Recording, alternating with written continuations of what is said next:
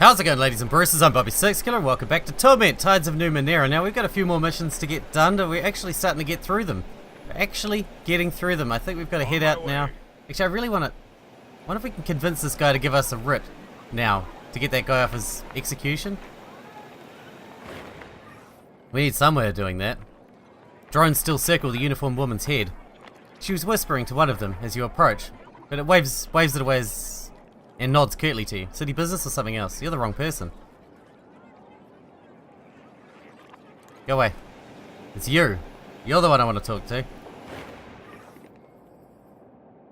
The clerk notices you approach, as an Anine would note the return of a particularly ravenous bloodfly, an annoyance to be addressed and driven off lest matters grow worse. What is it this time? I'd like to talk to you about paperwork. A faint sigh is the only acknowledgement you receive. Tell me again how to get a letter of pardon for Riss. I've forgotten. The clerk shakes his head. Can you remember nothing? It's quite simple. You need a powerful member of the council to intervene on the behalf of Riss. If you have such a sponsor, I'll submit the necessary paperwork. Who is a powerful member of the council? Okay, fuck off. Where am I going to find a powerful member of the council? Exactly. Have I talked to you? I haven't seen you before. crpg? This woman seems to be absorbed in what she's doing, her blue eyes narrowed in concentration. You realize that she is the nicest looking person you have seen in a while and feel almost compelled to approach her. She shakes out the golden cloth she's examining and holds it up to the light. Such beautiful colours, she murmurs. She meets your gaze. It would look lovely on you. In fact, she leans back for a moment and looks you up and down pensively. She nods once to herself as if pleased. As I thought, not a touch of miserly nature in you. She offers you a sweet, shy smile. We're gonna get along just fine. And you? She turns to Rin, crouching down so they're on the same level. Wait, what's this? She reaches behind Rin's ear. When Rin turns to look at what she's doing, Elkin taps her lightly on the nose. Rin laughs. Elkin smiles. Such a gem. Yours? She glances up at you. Her expression softens at the look on your face. She stands and takes your hands in hers. You're a good person, she says simply, looking into your eyes as if willing you to believe it. Then she lets go. Who are you? My name is Elkin Pere. You can call me Elkin, if you like. She offers a tentative smile. I am a chirurgeon, but I work mostly with children. You know, healing scraped knees and the occasional broken bone. We're lucky here in Sagas that it's rarely anything more serious. What are you doing? Waiting for an appointment, she says with a tentative smile. You tell me about this place? Of course, this is Government Square, home to the City Council and the Order of Truth. The rest is embassies and city records, but you might enjoy a stop at the Red Thicket. She points to a red stone enclosed nearby. She smiles at you briefly, or you might not. It's a place where secrets are traded, and having a few secrets of my own, I make a poor visitor. Okay. I forgot about you. You're the one who trades in secrets. Maybe I can get some information out of you. She nods at you in greeting. Welcome back. Here to trade? I have secrets to exchange. Very good, she says. What do you need to know?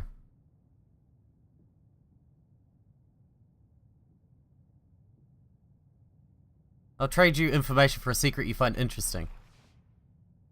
Genuine pleasure warms her face. Agreed, she says. What do you offer? Would you accept secrets about Sagas Cliffs? Of course, she says. If I don't already know them, of course. Mallet, one of the Dendra, killed and ate someone who stole from him. She says, touching the air beside her neck. From what I understand of the Dendra or her, that's hardly murder from their point of view. It is merely, she pauses, impolite? Still, that's useful information. Now for your interesting secret.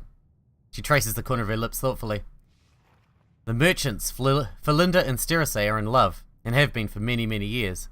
Felinda has never heard Sterase's voice. Okay. Can we do more? Oh, I'm not allowed to trade that. I'll get in trouble for that. Okay, I'm done. I'll get in trouble for that. I don't want to do that. City official. Someone who's a high council person, like an ambassador. Would that work? I don't know. Eh, not really. Alright, let's roll out. This way.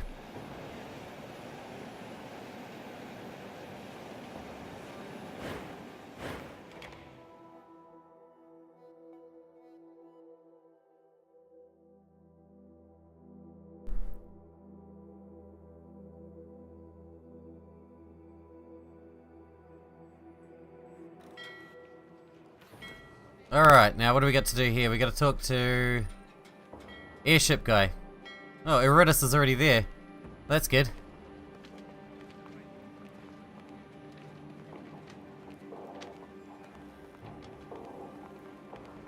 So that's that done then. I'll remember that. Enough! The airship master says, hands clenched before him, as though he means to seize Eurydice by his doublet and toss him from the launch platform. You stole my airship. It's too late for apologies. Are you sure? Eurydice says, cocking his head. I could make up at least 3 more if it'll help. But Master Renio isn't listening. I demand compensation. My vessel, my source of livelihood, snatched by this vagrant. He stares hard at the oblivious glaive. I require justice, and I will take it in the form of service.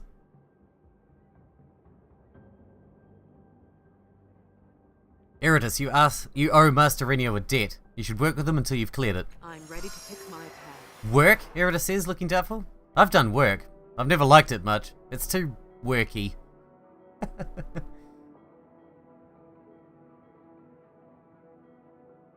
you telling me you can't turn working in an airship dock into an adventure? Of course I can, he says, offended by the very notion. He spins around, all determination, and offers his hand to the suddenly wary Renio. I accept your offer. We will adventure together. Making a note. Wonderful, Renio says after a moment's silence, as though he's trying to convince himself. Good. He turns to you with a small bow. We'll resume flights to the Valley of Dead Heroes soon. Thank you again for your help in this matter. Okay. We're getting a lot of XP for getting these missions done. We got level ups again. Fuck, Matt Keener went up again. Dude, that's awesome.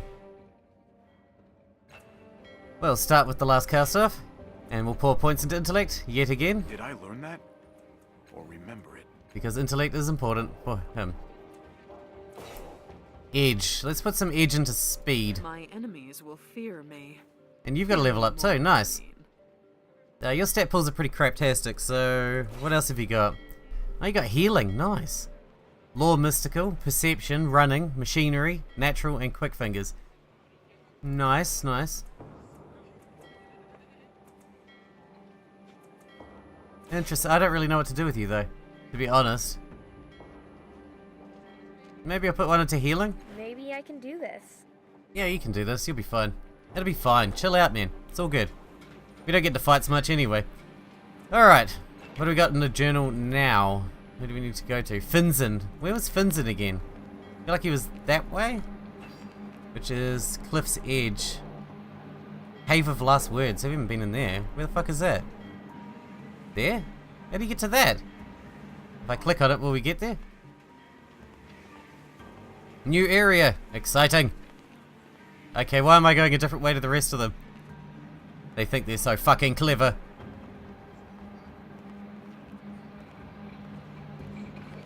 Yeah, okay, we can't get there like that. Where'd the others go? Over there.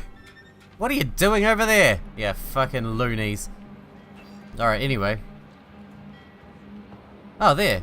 The Cave of Last Words. Okay. Okay. I'm curious. I'm very curious. Ready to take on the world. Oh wait, is that where Matt Keener was? That is where Matt Keener was. I don't think we've explored it properly though. Done. Yeah, we didn't explore it at all. Shins and stuff. Heals 3 points of speed. Nice. I'm going. What's this one? Oddity. With a lot of shins though. And what's this? A big ass hole in the ground. Badass, don't jump in. We've survived it once before though. The hole in the corner is large, about 2 meters across. It was clearly carved, but not by human hands. It leads to a dark tunnel. You know that it was dug by the sticker and leads to the underbelly. Ah, okay. So you can get to the underbelly from here as well. That's pretty cool. Can we get outside from here? Yep.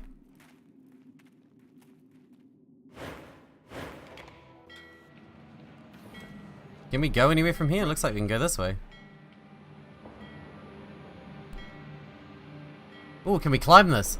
Dude, what's that? Try to climb the cliff. The sheer cliff rises above the ledge. Its surface is rough and jagged. There are enough handholds that it looks climbable, but it wouldn't be easy. Speed. Matt Keener? 100%. Piece of piss, man. Piece of piss. Let's go. I don't want to fall off and die. The cliff face is deceptive. Holds that look like they'll crumble in your hands stay firm, while solid-looking protrusions crumble like they're made of sand. With careful planning, though, you make it all the way to the top.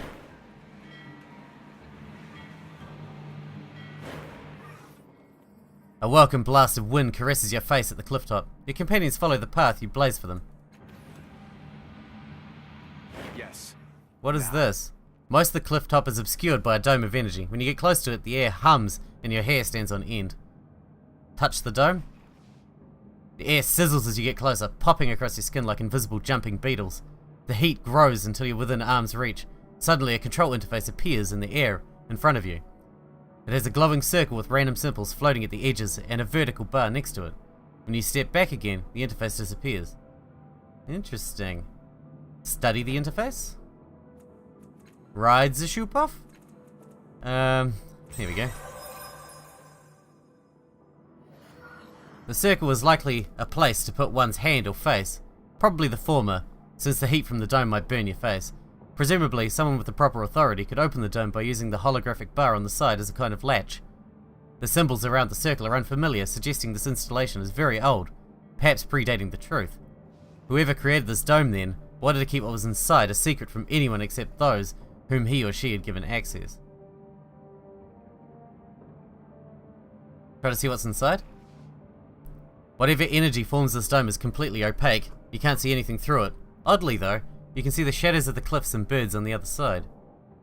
Try to use the interface to open the dome. As soon as you've placed your hand in the circle, the symbols light up and spin rapidly.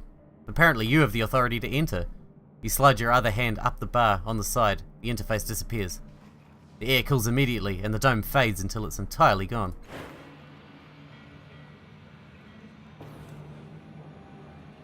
Okay. We did something. Go. Did we do a good thing or a bad thing? I don't know what we did. Ah! It's got electrical buzziness. Eyes of the Finite.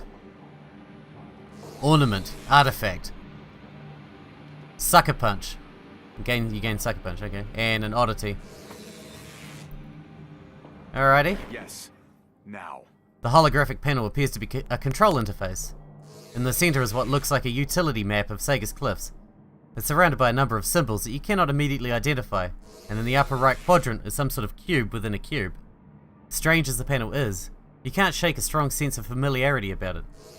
Try to remember why it's familiar? Oh, fuck. Yeah, well that's not gonna happen right now. Oh, hang on. Oops. I don't know what I just clicked.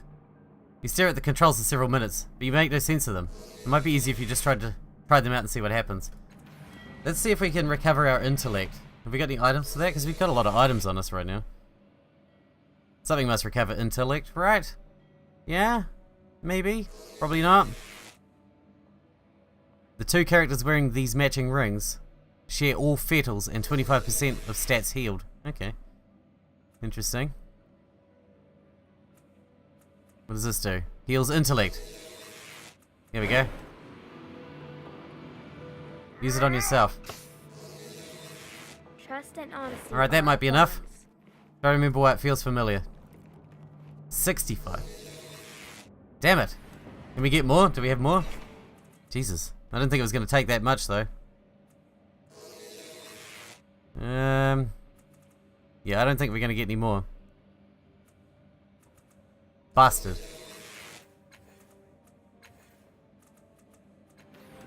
Oh, we'll try 65. It's a better than not chance. Yay! A memory emerges, as clear as if it was happening to you right now. You're at the cracked door at the base of the stairwell. The door squeaks quietly as you ease it open. Your breath catches you in your throat, but the Tarbit soldiers outside don't notice you. You squeeze through the door, a keen-eyed young girl behind you, and slip out of the tower down the blood-stained corridor and into the city. The city is under attack. You dash through the streets to the nearest of your generators. Pressing a couple of buttons, you and the girl are teleported elsewhere. You find yourself in front of the very same control panel atop the cliff. With quick movements, you shift the Tesseract, slipping the controls from space to time. Then you press the cluster of stars to connect the network of temporal shield generators. On the map, the network of generators burst to life, sharing energy across the city to create an enormous shield over all of Saga's cliffs. The dome of energy fills the sky, unmooring the city from time itself. On the other side of the shield, the world shifts and shimmers, objects and landscapes appearing and disappearing before your eyes. The place is the same, you realize, but you're seeing it in many different time periods at once. The important thing is that no one can enter or exit the dome while the city is temporally unmoored. That should buy the city defenders the space they need to fight off the Tibet and survive. Your memory fades. You stand above the caravanserai again. The interface is the same as the one from your memory, and you understand what at least some of the controls do. Examine closely. The map of Sagas has a number of locations highlighted, some of which you recognize. There are 4 symbols around it. A circle that looks like a sun, a cluster of stars, a triangle of 3 eyes, and what looks like a crystal lattice. All of the symbols are lit except for the crystal lattice. Larger than all 4 symbols is the cube within a cube, which you suddenly remember is called a Tesseract. It appears to be moving.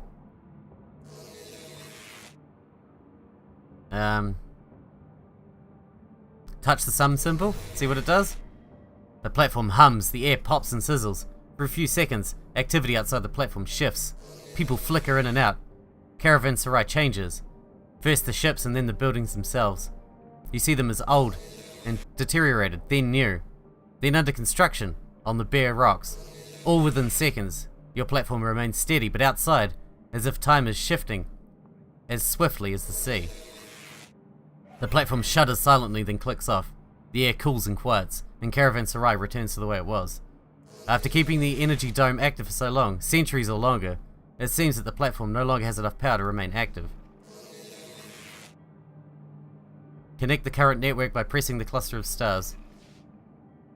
The bright points on the map grow even brighter, and the platform beneath your feet hums with a glowing warmth. Thin strands of energy, barely visible in the sunlight, stretch across the city, between each location on the map. At the same time, faded lines appear on the map connecting each point.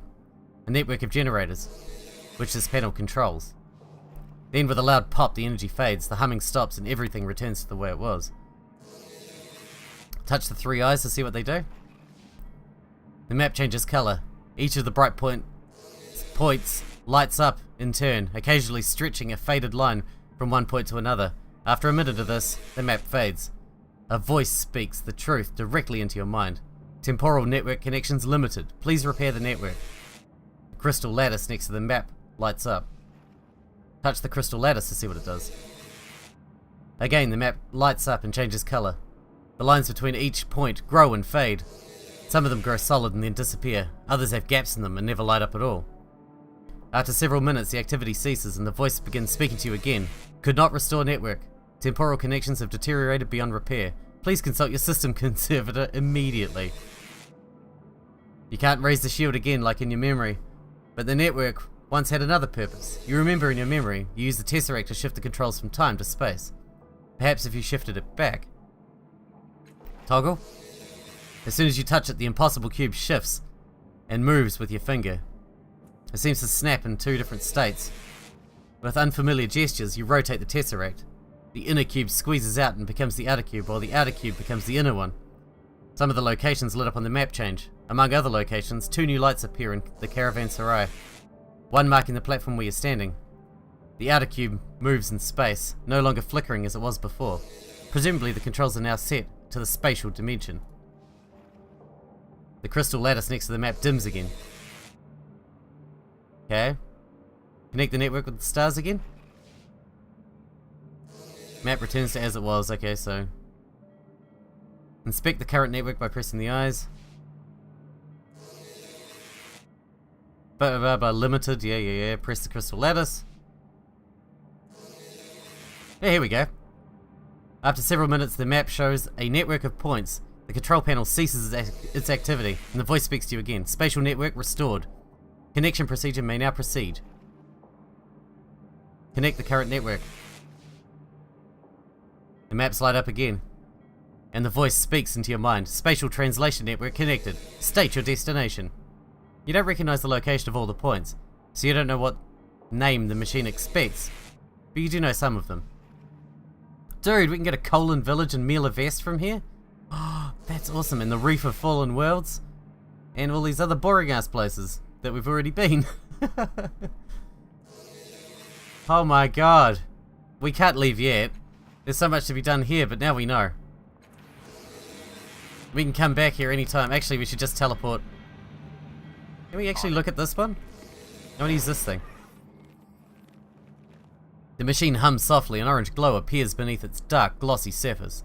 A large alien symbol dominates the space, with words in a smaller script on the side, but you can't understand the writing. Even so, it feels like you've seen the writing somewhere before. Try to decipher the text.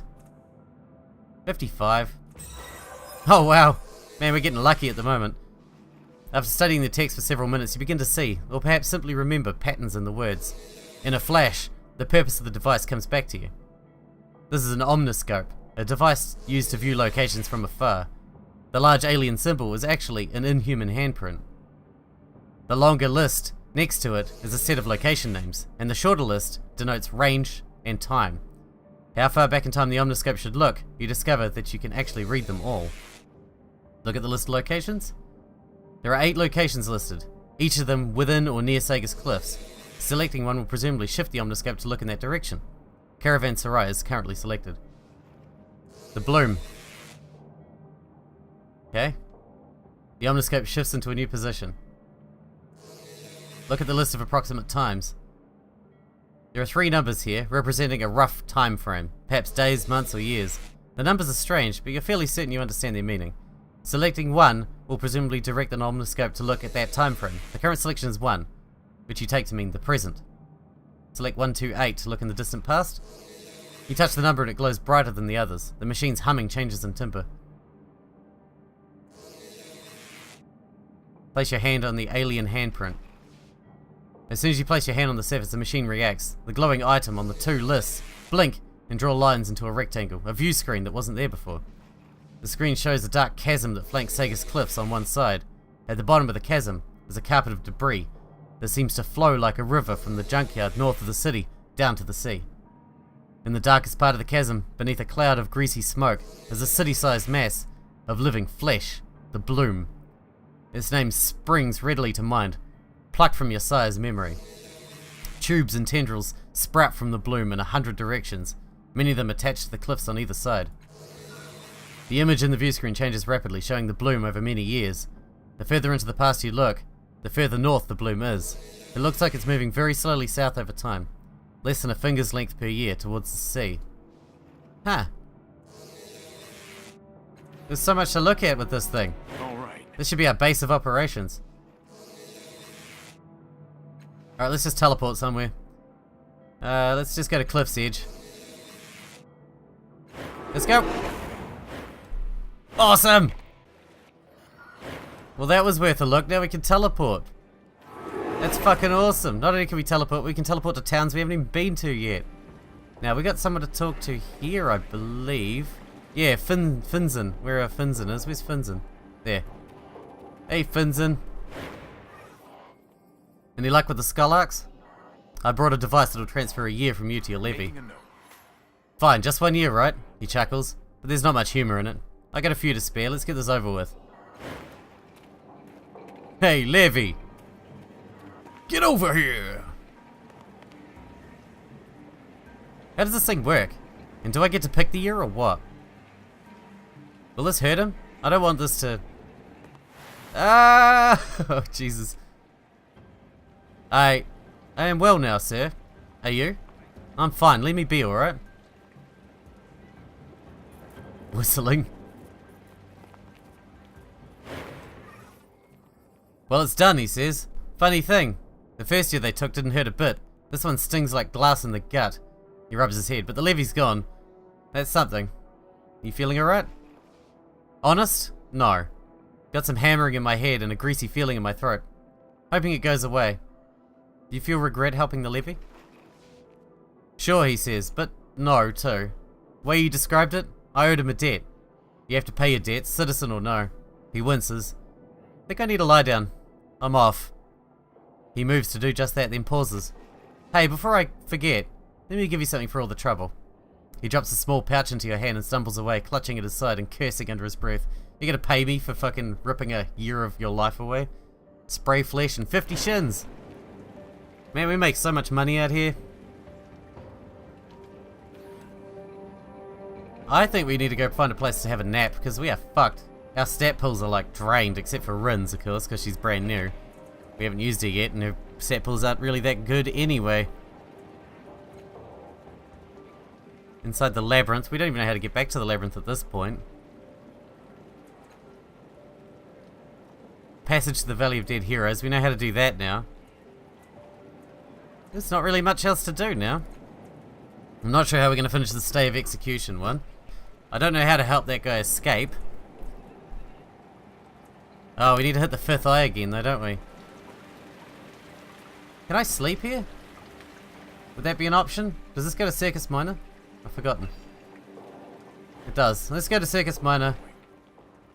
I will talk to those two at the the Cult of the Changing God about the one that can repair our thing, and then we'll rest there, and then we'll come back and see if we can figure anything out about the adversaries. I'm pretty happy with our choices so far, though. I think we've been good. We're good people. Not like in Tyranny, where we were an asshole. Now let's go talk to Mimi, and I think that's who we need to talk to.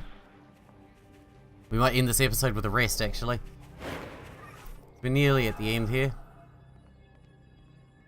Can you tell me about the other cast-offs? There was one in particular we needed. She smiles and laughs. We've spent years compiling our records, revered one. I know that time seems as nothing to your kind, but we must protect our knowledge. Perhaps if you were to join our group, provide some of your experience to add to our knowledge.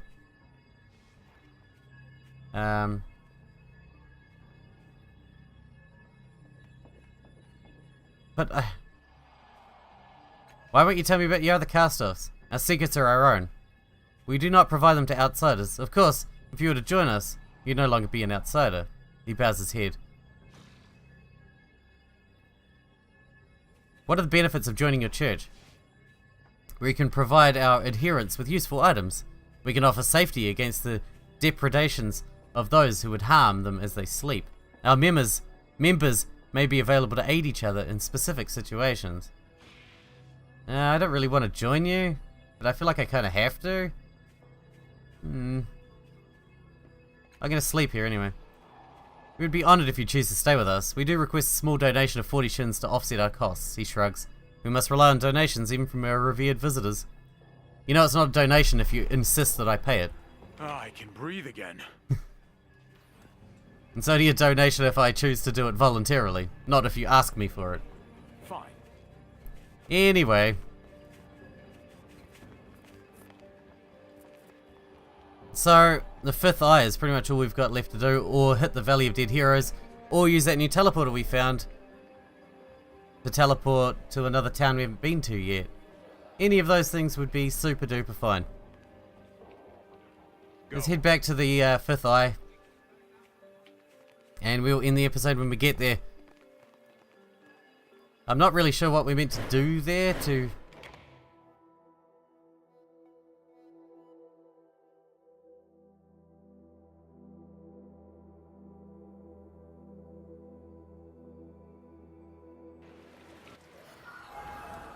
Not really sure what we're meant to do there to see the presence of the thing. And the Stickus is over here, and I'm not sure how we're going to hide him, to be honest.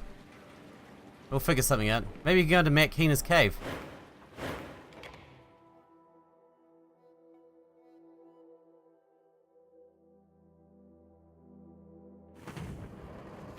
I'm sure she wouldn't mind that. I'm sure she wouldn't mind. Okay, she'd probably mind, but still, I don't care. Alright, well, I don't know who we're going to talk to when I guess we'll start with Dharma again and see if he's got anything new to say in the next episode, but we're going to end this episode here. we got a lot done this time. We got a lot done in the last couple of episodes, actually. I'm pretty chuffed, pretty happy. So Valley of Dead Heroes is the next major one. If we can get some of these done before we go, that'd be super duper. But, you know, no promises. Oh, looks like we got a level up. Hang on. Let's, Elegern. Let's do that, shall we? Improve skill. What do we got? Endurance, Intimidation, Smashing, Healing, and Natural Law. Extra effort. Yeah. Increase edge. Yeah, I'll put some edge into might for him. Choice. That's something to do.